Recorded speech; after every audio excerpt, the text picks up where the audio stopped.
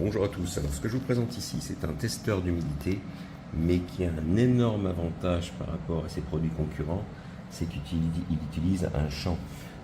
Au lieu d'avoir les deux traditionnelles pointes que vous enfoncez dans le matériau, ce qui laisse immanquablement des traces, que ce soit sur du bois, sur du plâtre, sur une surface peinte, vous verrez toujours ces deux petites pointes, ces marques de pointe sur le mur.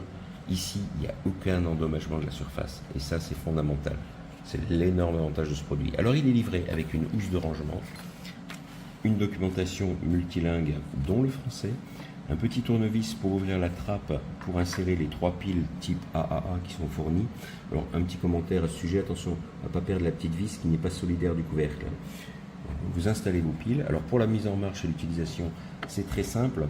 Alors il y a quand même une page qui est importante dans le manuel qui indique les valeurs normales de détection pour le bois, le ciment et le plâtre.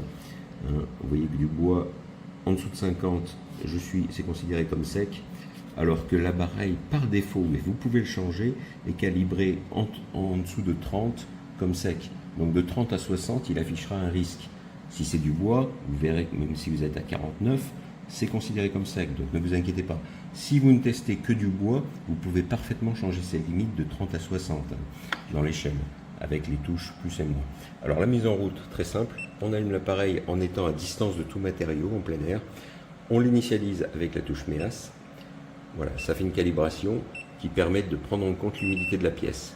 Voilà, là il s'affiche à 0. Si maintenant je vais toucher le parquet, vous voyez, il va me sortir ici une limite à 52, là j'ai un petit peu d'humidité puisque je suis au-dessus de 50 pour le bois, d'accord.